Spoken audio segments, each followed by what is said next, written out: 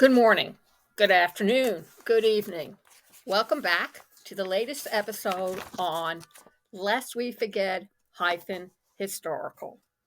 Educate, enlighten, entertain. Passionate World Network, or as we like to call it, Passionate World Talk Radio Network.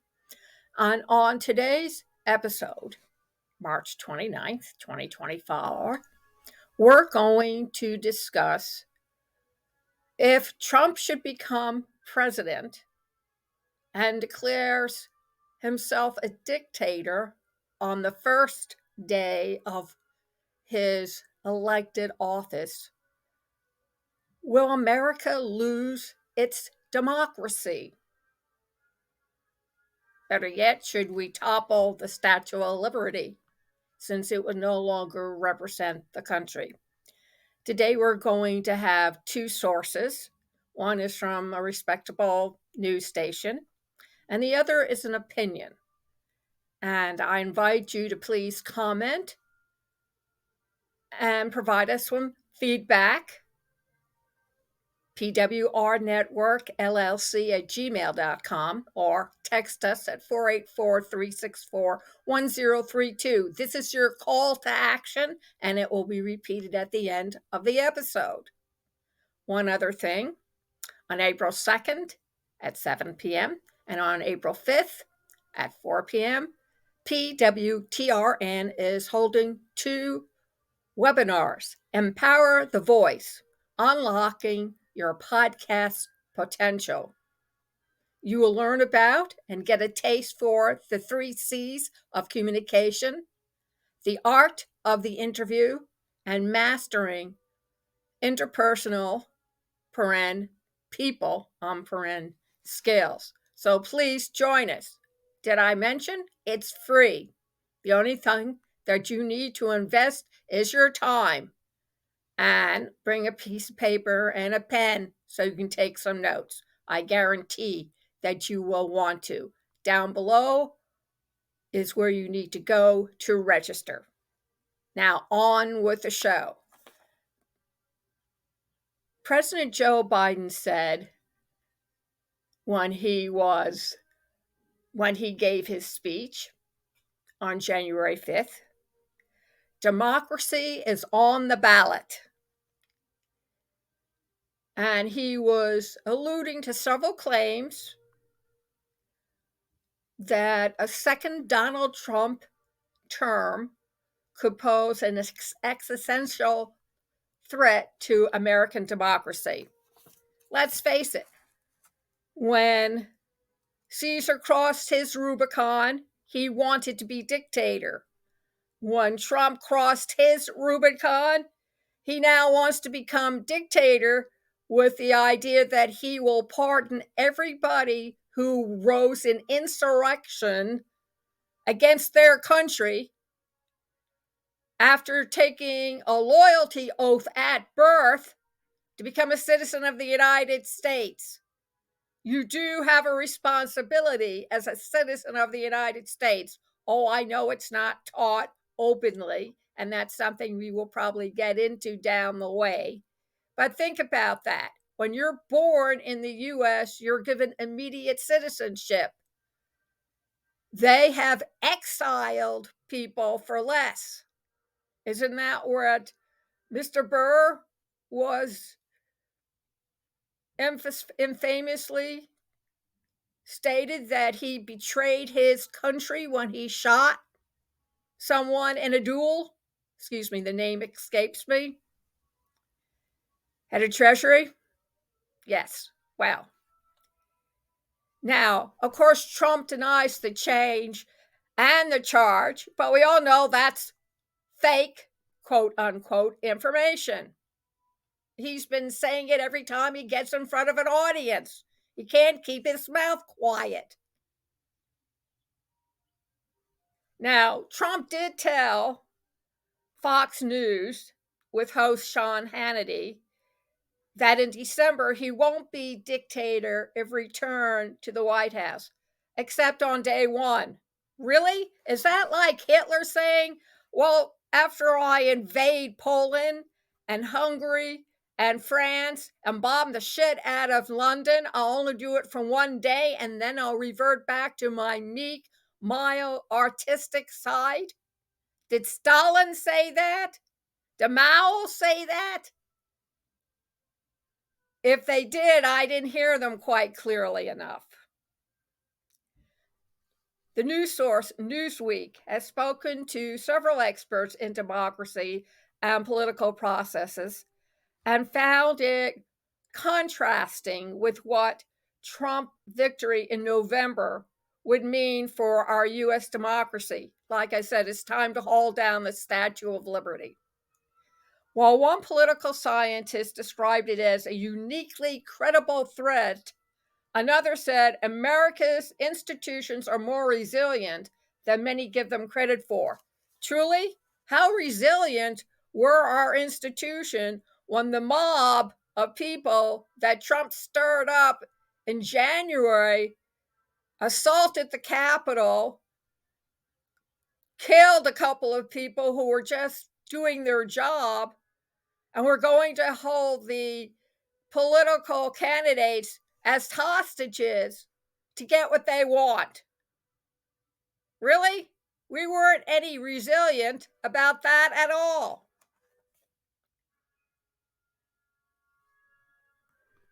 Newsweek states that Trump's reps have been contacted. Separately, Justin T. Haskins, director of the Socialism Research Center at the Heartland Institute, which describes itself as a think tank, promotes, quote, free market solutions to social and economic problems. Really? Does that happen before somebody's killed or after they're killed? He argued that Joe Biden and his allies are conducting a truly unprecedented attack on democracy as a result of the 4 criminal cases Trump is currently facing. Well, the guy is guilty, and for him to say he should get immunity is laughable. He's still a citizen of the United States. Does that mean that he gets immunity as a citizen and he has the right and privilege to go out and kill anybody he wants to, imprison anybody he wants to, put them into concentration camps anytime he detects a disliking to them, twist the law? I think not. In 2020, Trump has continued to claim the presidential election was stolen from him by fraud, despite the fact the court says, no, by independent election experts. On January 6, 2021, hundreds of Trump supporters stormed Congress in a bid to prevent the certification of Joe Biden's election victory, triggering violence, and one person was shot dead. It gives him the right to kill people?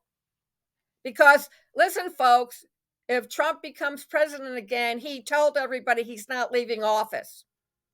Period. He's going to start a dynasty with his children. And you thought the Kennedys were bad. And all the jokes that were floating around when JFK was elected president and Bobby and Edward were there to help him. Think about that. A dynasty.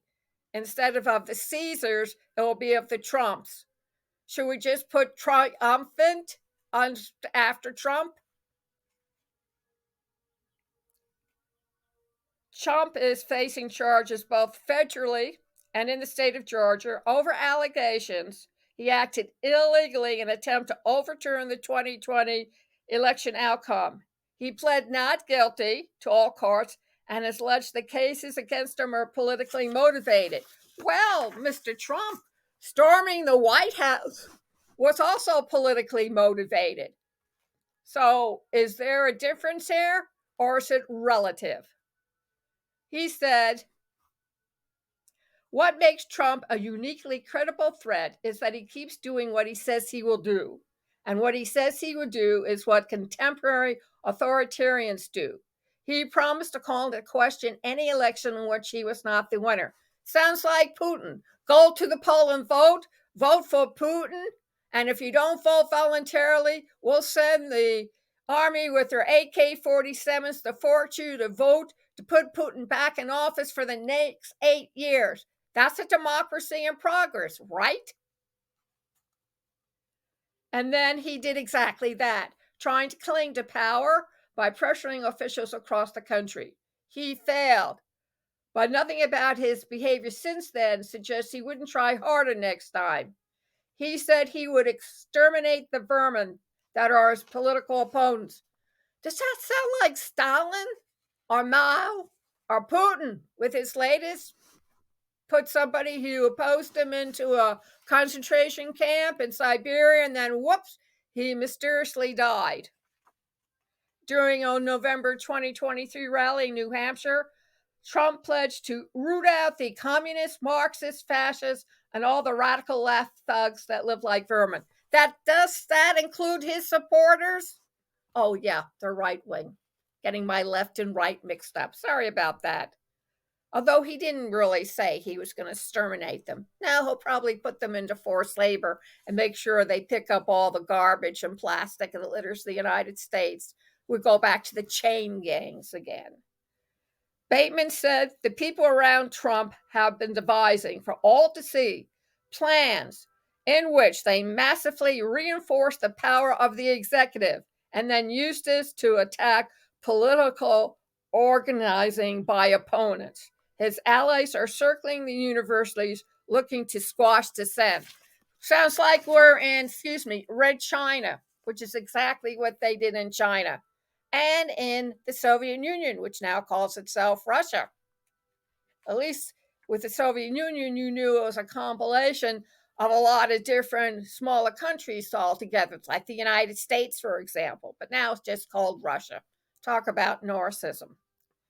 In an interview with Newsweek, Thomas Gift, who heads the Centre on U.S. Politics at the University College London, UK, argued that American democracy is sturdy, despite what he described as the challenge of the Republican frontrunner. He went on to say Trump doubtlessly poses a challenge to U.S. democratic norms and processes. His willingness to take a sledgehammer to congressional oversight, to weaponize the legal system against political opponents, and to attack the legitimacy of the free press are just some examples of how far he's willing to go in upending executive constraints. What's more, the fact that Trump does all of this in plain sight and unapologetically is unlike any American leader we've seen. But that's different than saying that a second Trump term would pose an existing threat that could fundamentally alter the regime's makeup. American institutions are more resilient than many give them credit for. As we witnessed on January 6th, they bent but didn't break. U.S. democracy remains sturdy, even as Trump continues to exploit its fragilities and test the limits of its political antibodies. However, David Bateman, an associate professor at Cornell University, who specializes in political institutions, argued that American democracy has already suffered from erosion and that he argued if that elections were held today, Trump would secure a second term.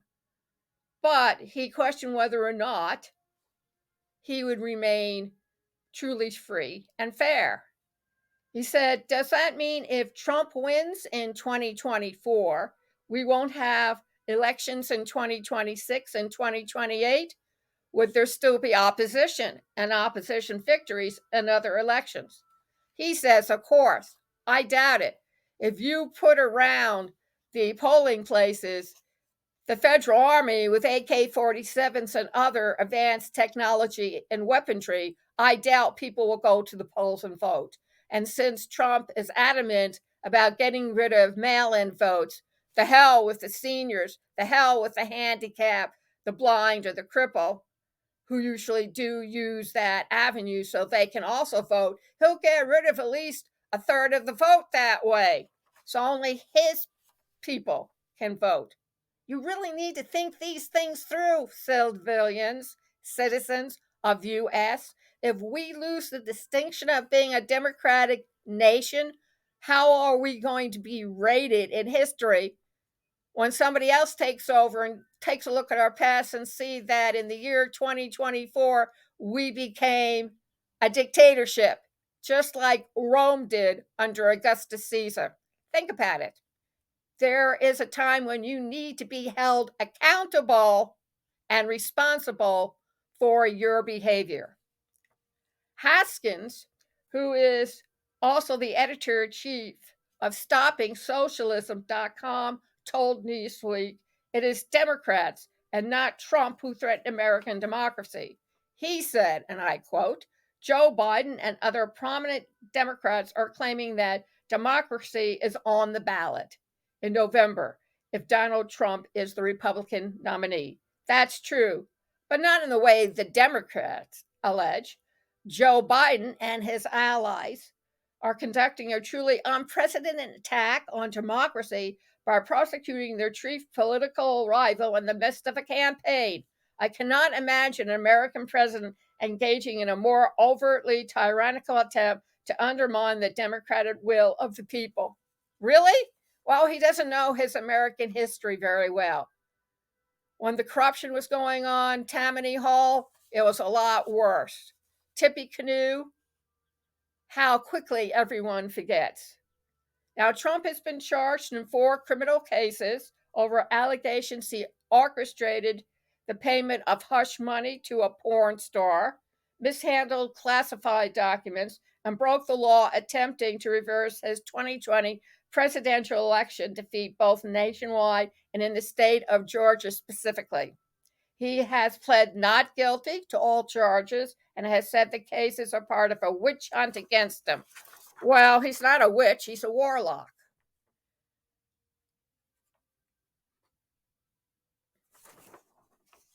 So, thank you all very much for joining me this morning. And yes, I am putting in my editorial opinions and comments as we go away because I really believe you need to wake up and smell the realism and the reality of what's happening within our country. If you don't use it, you'll lose it. And if you're not careful, you'll lose it to somebody who's in plain sight. That's our elephant for the 2024 election. Joe Biden, Donald Trump, a rematch. Only Joe Biden has the sense to leave office when he's elected or not elected, which I can't say for Trump, who's publicly stated and repeated he will not leave office, which he showed his contempt when he took the office from then former President Obama. Yes, lest we forget, historical, with your host Lillian Caldwell. You can listen to this commentary / podcast all over again at passionateworldtalkradio.com, at youtube.com/PWR network _PW Talk Radio, facebook.com/Passionate World Radio, and the usual iHeart, Alexa, Spotify, Amazon Music. Just go look us up. We're in the first 22 to 25 pages on Google. I want to thank you all very much for listening. On April 23rd, we'll be holding a special interview with the author and entrepreneur Vicki Esther Chang, who wrote the book, The Gold Nugget, Digital Strategy for a Digital Age, and co-author Lillian S. Caldwell. And there are workbooks that are included with the book. Go check out Amazon, put in Vicki Esther Chang, and it will emerge. Go buy it. Excellent book. And I'm not saying it just because I wrote it. It's an excellent book. It's the first half is based on my training with the Modesto Boys and Girls Club of Modesto, California. In addition, if you have a passion or an itch to want to do a podcast / program on Passionate World Talk Radio Network, please text me 484-364-1032. Email me, pwrnetworkllc@gmail.com. Give me your name, give me the name of your podcast, and provide 3 episodes of your podcast or something that you have done where you are speaking to an audience. So we have what your voice sounds like and how you sound like, because that will be very important. Thank you very much for listening. And remember, please join us next Friday when we hear the opinion of a reporter by the name of Thomas B. Edsall. He contributes a weekly column from Washington, D.C. on politics, demographics, on inequality. So join us then. Thank you all very much for listening. And remember, please keep listening. Thank you.